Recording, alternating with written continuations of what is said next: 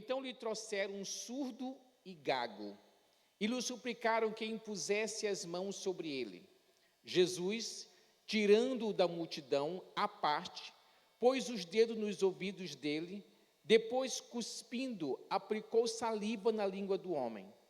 Então, erguendo os olhos ao céu, suspirou e disse, Éfatá, que quer dizer, abra-se. E logo os ouvidos do homem se abriram, e o empecilho da língua se soltou, e ele falava sem dificuldade. Jesus lhe ordenou que não contasse isso a ninguém, porém, quanto mais recomendava, tanto mais eles o divulgavam. Ficavam muito admirados, dizendo, tudo ele tem feito muito bem. Faz até os surdos ouvirem e os mudos falarem. Eu acho que essa é uma passagem, para muitos, conhecida, mas eu quero só destacar algumas verdades que eu vejo nessa passagem. Quando nós pensamos em multidão, nós temos que pensar no seguinte, quando você está numa multidão, às vezes você pode se sentir pressionado. A multidão pode pressionar você. Uma outra coisa que a multidão pode fazer, a multidão sempre opina. Sempre vai querer dar a sua opinião. A multidão, ela rotula.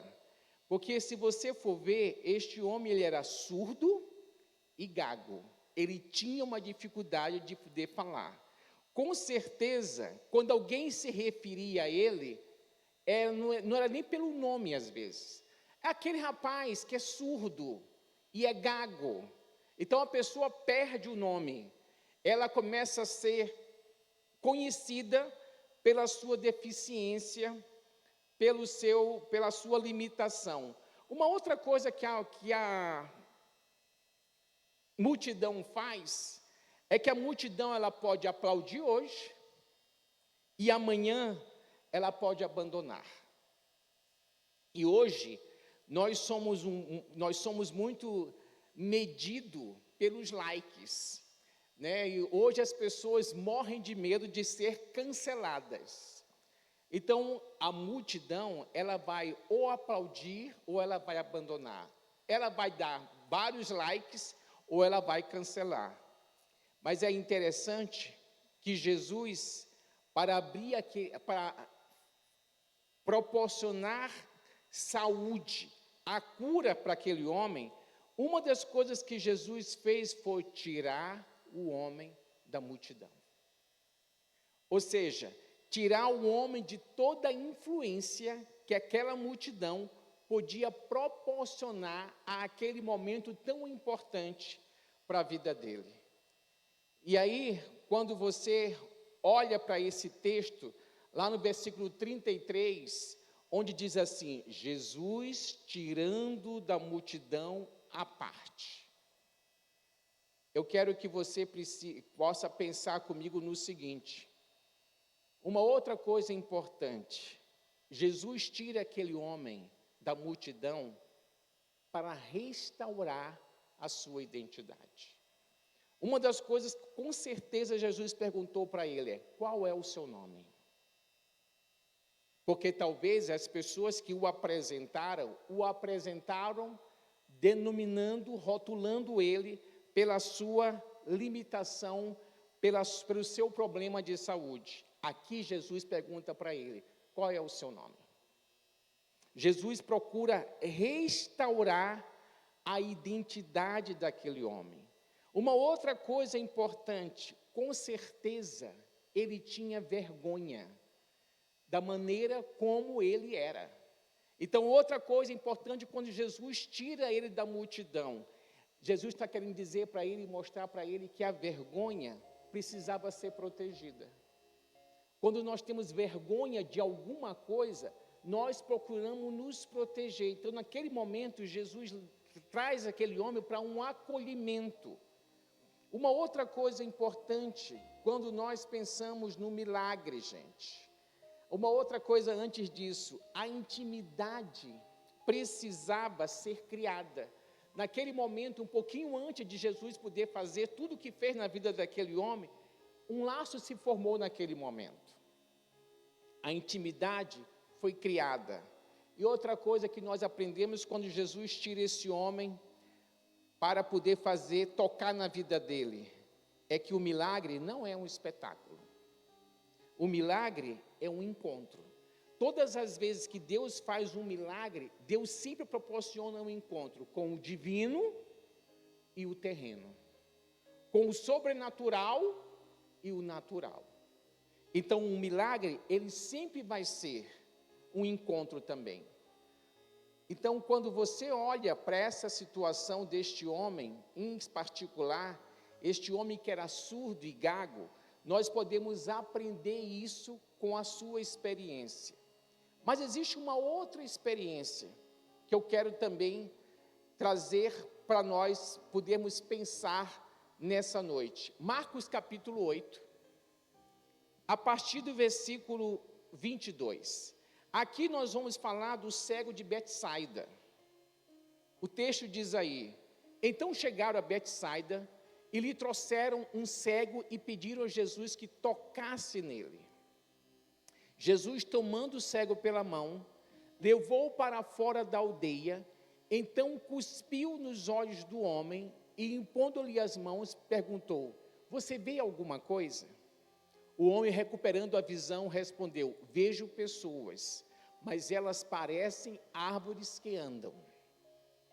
Então Jesus novamente pôs as mãos sobre os olhos dele, e o homem, passando a ver claramente, ficou restabelecido e distinguia tudo de modo perfeito. Versículo 26. E Jesus o mandou para casa, recomendando-lhe: não entre na aldeia. Uma coisa quando eu olho para essa situação, novamente você vê que Jesus tira aquele homem da multidão. Tem horas que nós achamos que Deus precisa tratar da gente, ou alguns acham que Jesus vai tratar de você no público. Mas Jesus e Deus sempre trata com a gente no pessoal. Deus sempre trata com a gente de maneira particularizada. Deus sempre vai tratar comigo e com você dentro da nossa singularidade. E é interessante que Jesus não apenas tirou ele da multidão, Jesus tirou ele da aldeia. Uma coisa que eu tenho aprendido é que ambiente é tudo.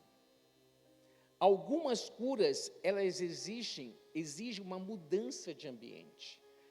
Ainda há pouco eu estava conversando com um adolescente, e eu falando para ele sobre essa questão de ambiente.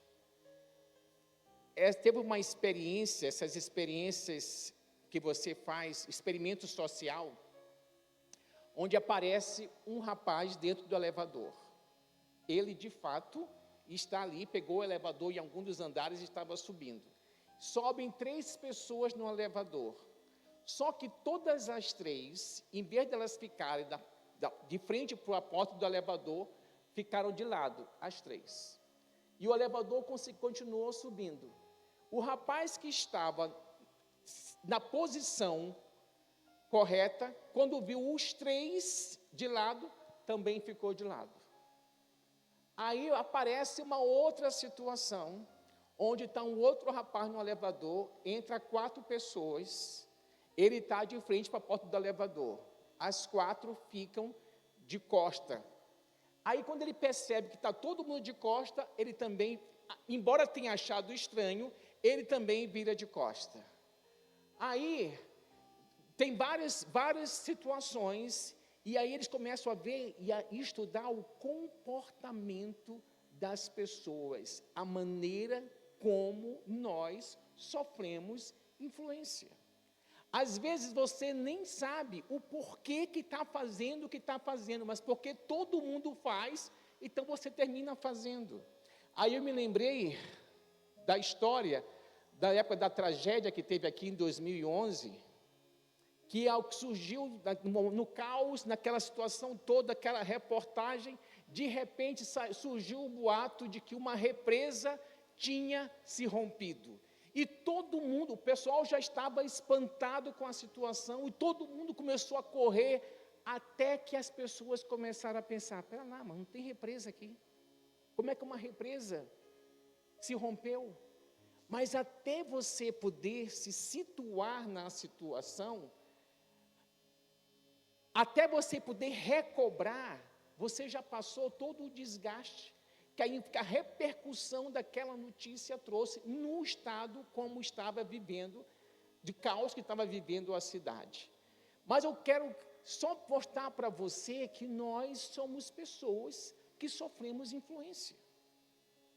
Porque tem horas que nós achamos que nós não somos nunca influenciados, mas nós somos sempre influenciados.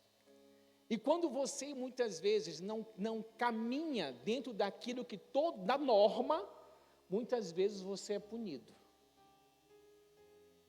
Só que aí vem a questão da importância de você saber quem é você. Então, Jesus não apenas tirou ele da multidão, Jesus tirou ele da aldeia, do lugar aonde ele morava. Algumas curas, gravem isso, algumas curas, elas exigem mudança de ambiente. Me lembrei de uma situação que eu e Ana vivenciamos. Uma vez nós estávamos próximos de ir para São Luís.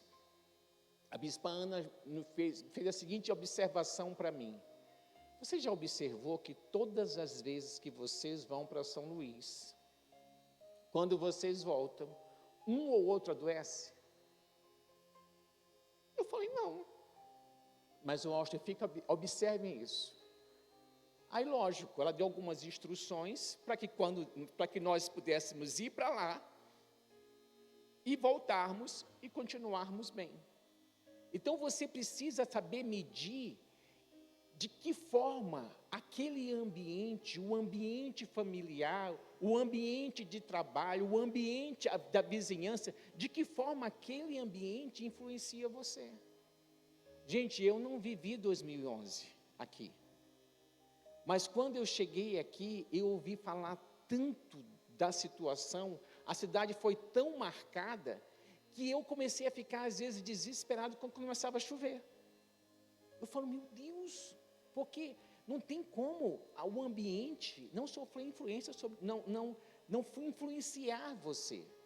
Então, às vezes, uma outra coisa importante, o problema deste homem aqui era a cegueira, ok?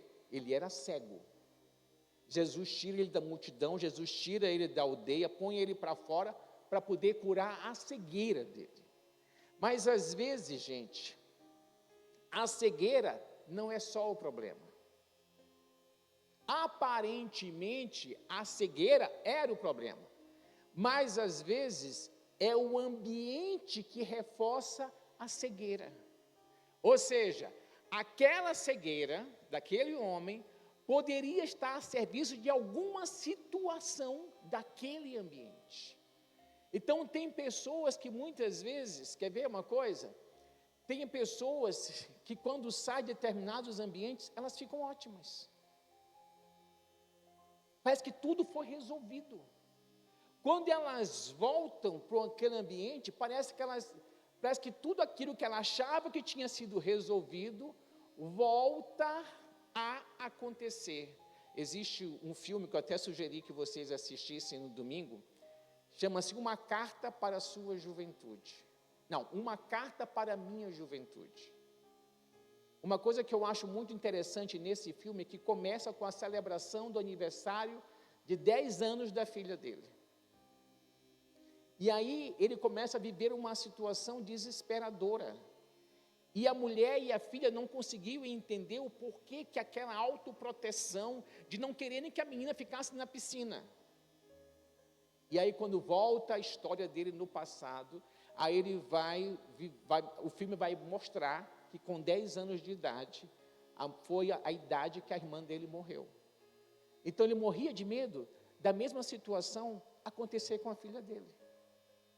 Então, é só para que você possa entender que muitas vezes situações que têm o mesmo cheiro, a mesma tonalidade de outras situações que você já vivenciou, desperta em você um comportamento, uma atitude, um pensamento, que você fala assim, mas meu Deus, isso já se passou há tanto tempo, mas se passou há tanto tempo, e como é que isso foi resolvido?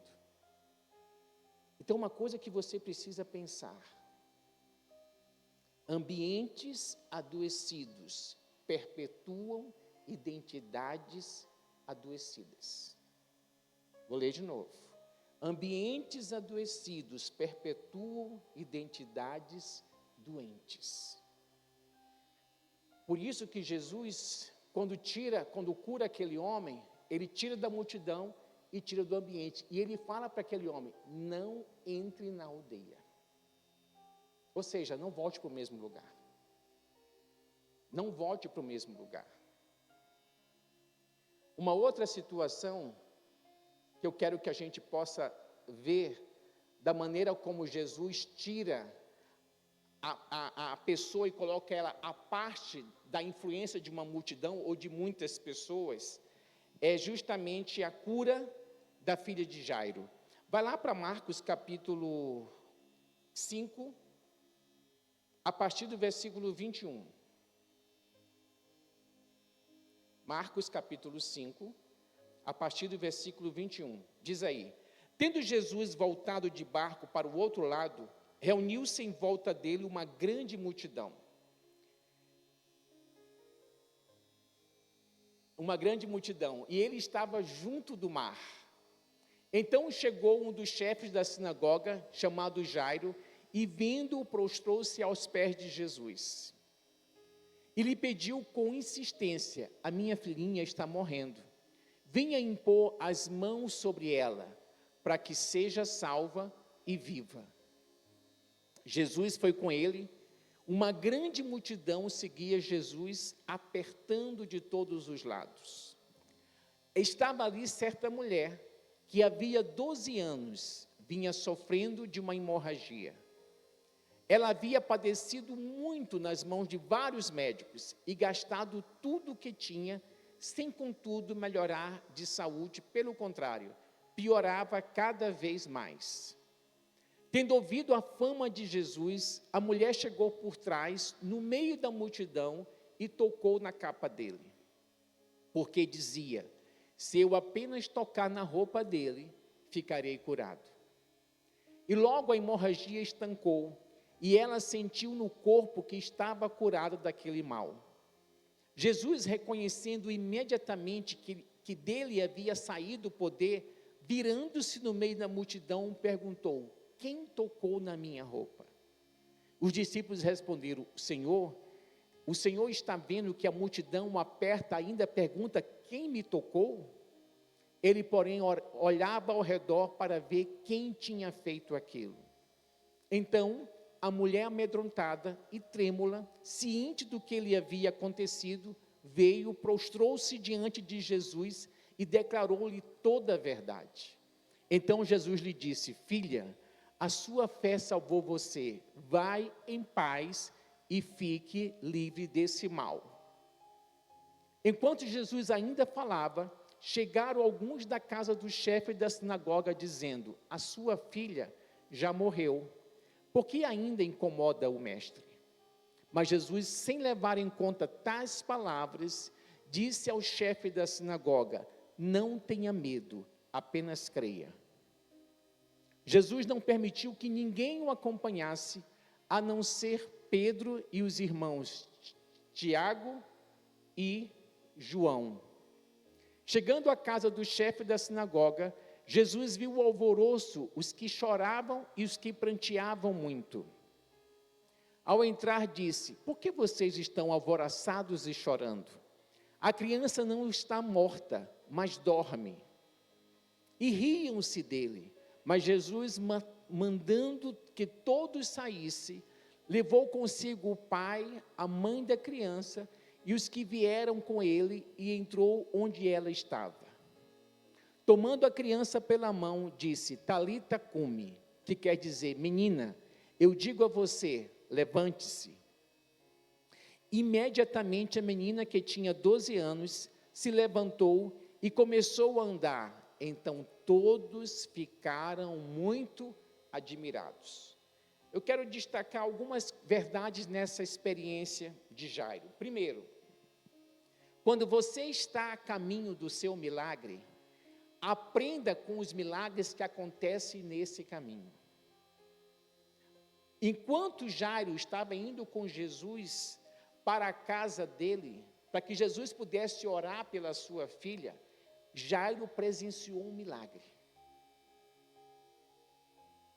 É muito interessante que Jesus, nesse trajeto, quando aquela mulher toca nele, Jesus não se sentiu tocado por uma multidão, ele se sentiu tocado por uma pessoa. É só para chamar a sua atenção também, que no meio da multidão, Deus sempre vai ver a maneira como você e eu tocamos nele. Deus sempre vai ter aquele olhar particularizado para mim e para você, sempre. Deus nunca vê a multidão, Ele sempre vai ver o Rodrigo, por exemplo. Amém? Uma outra coisa importante, quando Jesus chega na casa da família de Jairo, estava todo mundo chorando, e quando Jesus fala assim, mas por que vocês estão alvoroçados? Ela não morreu, ela só está dormindo. Diz a Bíblia que as pessoas riram de Jesus, e o que Jesus fez? Expulsou todo mundo da casa de Jairo. Naquela hora Jesus tornou dono da casa, né? Para fora, para fora, para fora, para fora. Uma coisa importante, queridos, por que Jesus fez isso? Porque a incredulidade faz barulho. Grava isso na mente, a incredulidade faz barulho. Diante de alguma coisa que parece, que aos olhos de todo mundo parece absurda, e aos seus olhos, você sabe que Deus falou com você, de que era para você não temer, era para você apenas crer, as pessoas vão te achar louco ou louca, porque você insiste em achar que aquela situação que aparentemente já acabou, já morreu, você ainda crê que Deus pode mudar a situação ressuscitando aquela pessoa, aquele sonho. A incredulidade faz barulho. E a fé, ela precisa de silêncio. Pensa bem nisso. Quando chegaram para Jairo para avisar que a filha dele tinha morrido, a Bíblia diz assim, enquanto Jesus falava, chegaram alguns da casa do chefe da sinagoga dizendo, a sua filha já morreu, por que ainda incomoda o mestre? Diz assim a Bíblia, mas Jesus, sem levar em conta tais palavras, disse ao chefe da sinagoga, não tenha medo, apenas creia. A minha pergunta para você, para nós nessa noite é, nós temos escutado as palavras que dizem para a gente, não incomode mais a Deus em relação a essa situação, porque ela morreu. Eu gosto que Jesus, ele ignora tais palavras. Ele não deixa que aquelas palavras o atinja, que aquelas palavras entrem no coração dele. Então, a maneira que eu quero que você possa pensar é como é que você tem caminhado, a quem você tem dado ouvido. O ouvido, as vozes da multidão têm sido maior para você do que a voz de Deus. A voz dos seus familiares que não acreditam em você tem sido maior do que a voz de Deus. Não é todo familiar que não acredita em nós, tá? Tem muita gente que torce pela gente, mas eu só quero que você possa pensar que os da casa de Jesus não acreditavam nele. E eu quero só dizer para você, como alguns falam, mas era Jesus. Pois é, era Jesus. E Jesus fala que o profeta não tem honra na sua própria terra. Sabe por quê? Porque as pessoas viram Jesus crescendo ali. Mas não pode ser ele. Não pode ser ele. E é interessante, quando alguém ouviu falar que Jesus era de Nazaré, falou assim, mas de Nazaré pode vir alguém? Pode haver alguma coisa boa? Ou seja, precisava ter pedigree para ser grande.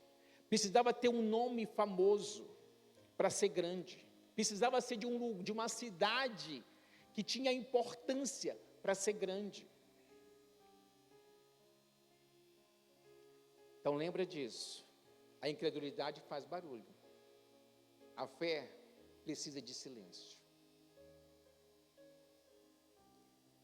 Tem gente tentando viver milagre, mas está ouvindo as vozes erradas. Naquela hora, uma das coisas que Jesus fez com Jairo, ou tentou fazer com Jairo, foi blindar Jairo. Porque alguém falou para ele, mas por que você continua incomodando o mestre? A tua filha morreu. E Jesus vira para ele e fala assim, não temas, creia somente. Eu e você precisamos escolher a quem nós vamos ouvir. Se nós vamos ouvir aquilo que Deus está dizendo, ou se nós vamos ouvir o que a multidão está dizendo. É por isso que todas as vezes que eu tenho tido a oportunidade de poder estar nesse púlpito, eu tenho falado para você da importância da sua vida pessoal com Deus. Porque se nós temos uma vida onde nós nos alimentamos de Deus todos os dias, a palavra de Deus, ela vai ter uma força muito maior, a voz de Deus vai ter uma força muito maior do que todas essas vozes que dizem o contrário do que Deus diz.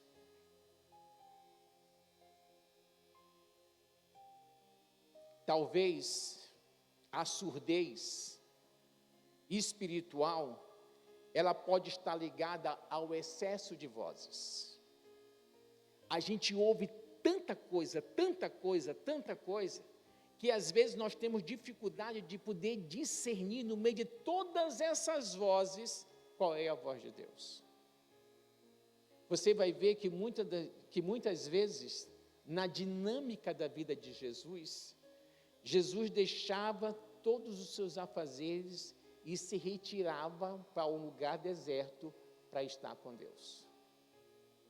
Nós precisamos aprender a cultivar isso, a sair do meio de todas as vozes, para poder ter um tempo especial com Deus, para ouvir a voz de Deus. Talvez alguns de nós precisamos aprender a discernir a voz de Deus. Eu me lembro da história de Samuel. A primeira vez que Samuel ouviu a voz de Deus, e ele correu lá em Levi, não era? Levi, para perguntar, Eli, correu para Eli para perguntar para Eli se era ele que estava chamando ele. Ele falou, não. E aí de novo Deus começou a falar, Samuel, Samuel, e aí ele volta, aí Eli falou, não sou eu, mas espera lá, se você ouvir novamente essa voz, você vai dizer, pode falar, pois o teu servo ouve. Ou seja, Samuel precisou aprender com alguém que sabia discernir a voz de Deus, a como discernir a voz de Deus.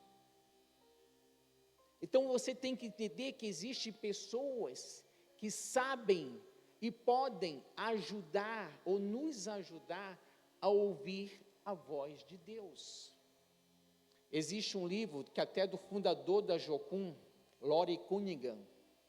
O nome do livro é Senhor, pode falar que eu estou ouvindo.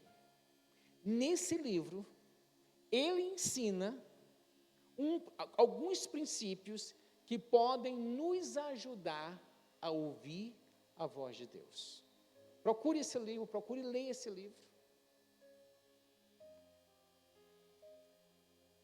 Talvez a dificuldade de muita gente que nós temos de ter fé, de sermos ousados, está muito ligado ao medo do julgamento da multidão.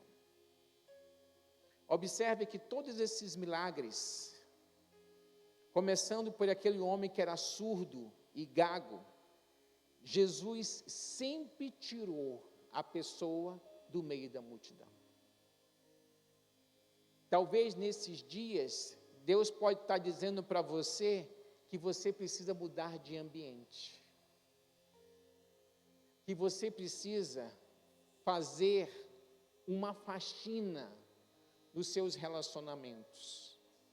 Talvez você precise fazer uma faxina naquilo que você, nas vozes que você tem dado tanto valor, e que fala tudo o contrário do que Deus diz.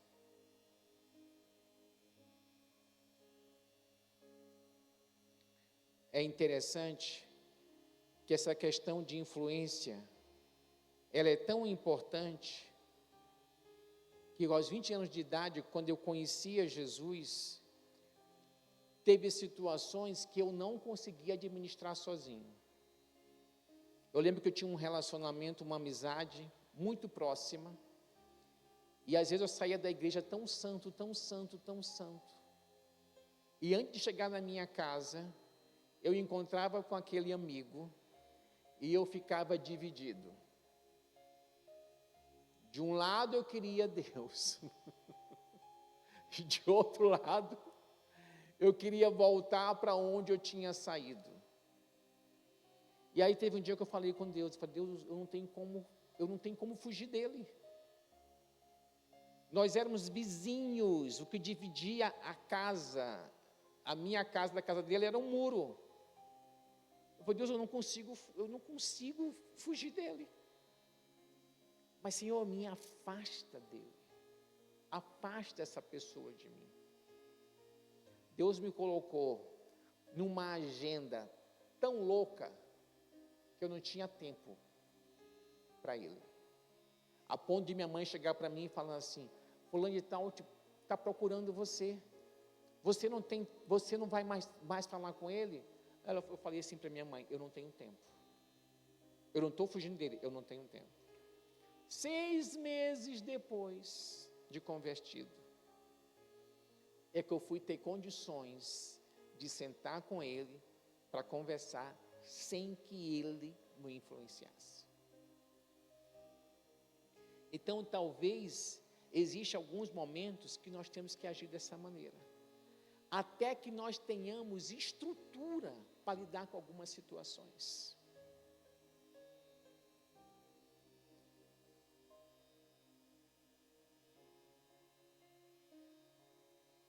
Interessante, que é bom te lembrar que o Senhor nos tira da multidão das opiniões, nos tira do ruído, nos tira da pressão e nos leva para o secreto. E é lá no secreto que ele fala Éfatá. Éfatá, para que você possa ouvir e falar desembaraçadamente.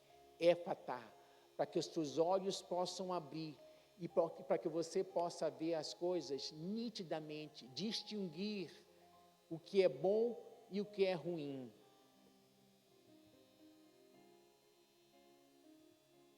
Quero que você fique em pé.